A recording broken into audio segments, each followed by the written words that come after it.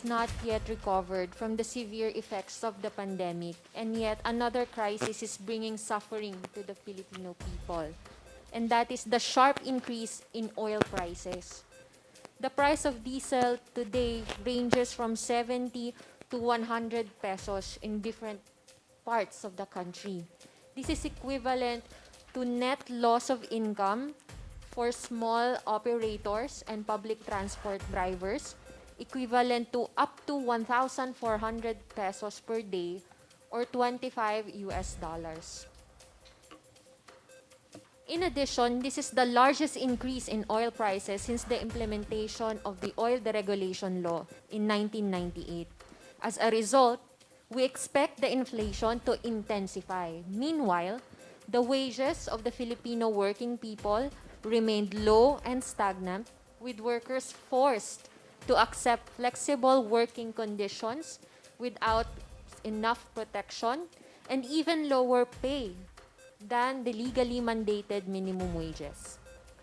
Oil is considered a priced commodity, and with crude oil and its derivatives as the world's primary energy source, imperialist countries, their wars and proxy wars, are being undertaken to gain control of resources, including economic control.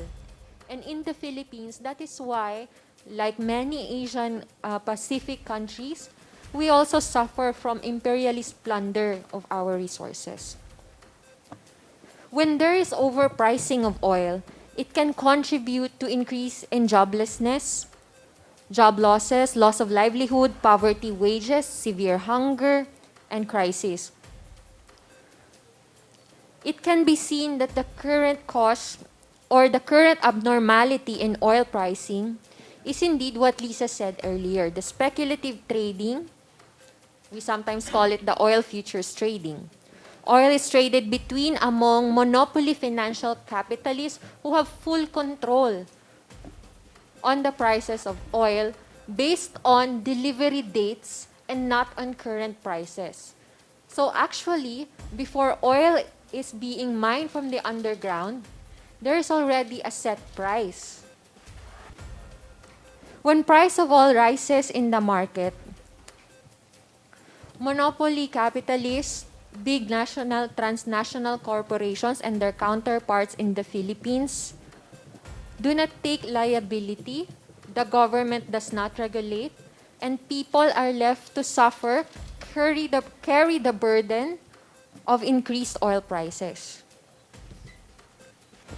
In the country's history, President Marcos Sr. sold the oil industry to his accomplices to fund its infrastructure projects and even borrowed billions from neoliberal institutions, the International Monetary Fund and World Bank. That further fueled liberalization, deregulation, including oil deregulation, deregulation of national industries, and privatization of public services. At present, that continues.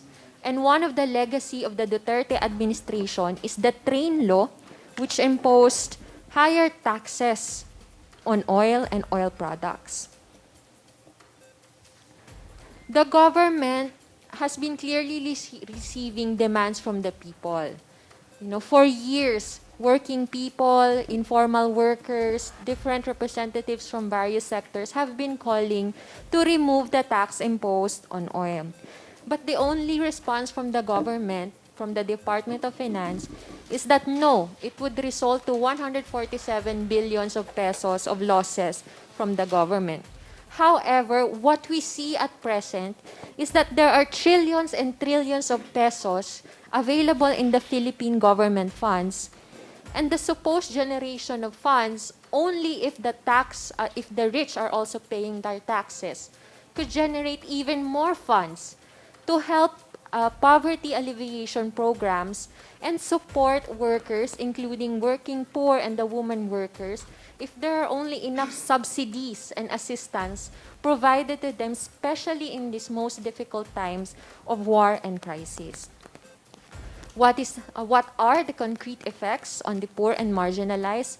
Well, with oil price hikes, the poor and the working poor have less chance of being able to access basic needs, to buy basic needs, access basic services, And it is even it is even worse for working women and poor women in the country.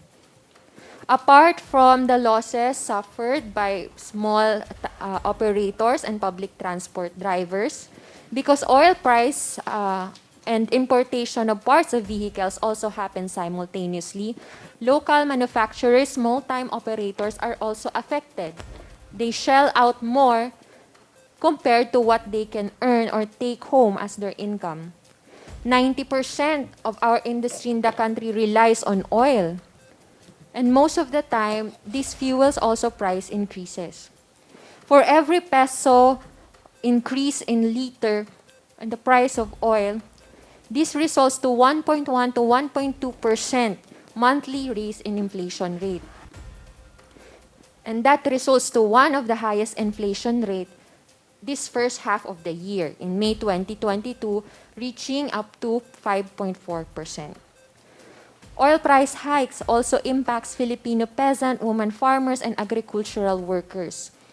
Because of oil price hikes, we can expect that per kilogram price of rice can increase up to 6 pesos. Add to that the impact of the rice tariffication law, and even the basic food, rice for the Filipino people, will now be not accessible. It is also expected to have a big impact on electricity. For example, Meralco said that it is expected to increase the rate of the consumers consuming 200 kilowatt per hour electricity of up to 80 pesos per month. That is a burden for many Filipinos who are forced to work from home, to our mothers who manage household budgets because they have no economic rights and cannot participate in the world of work. The surcharge in electricity will impact many Filipinos. So we see that monopoly, imperialist wars, profit-making schemes, and implementation of neoliberal policies in the country affect the lives of the Filipino people, including the poor.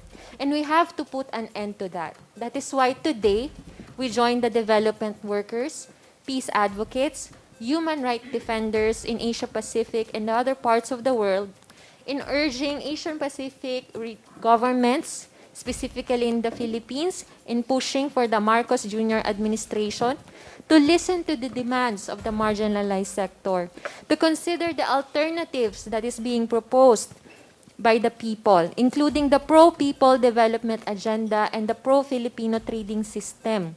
We underscore our commitment to push the incoming administration to address the economic crisis. We invite all the other civil society organizations and peace-loving citizens to join us to promote and defend people's collective rights and lay the foundation for a just and peaceful society.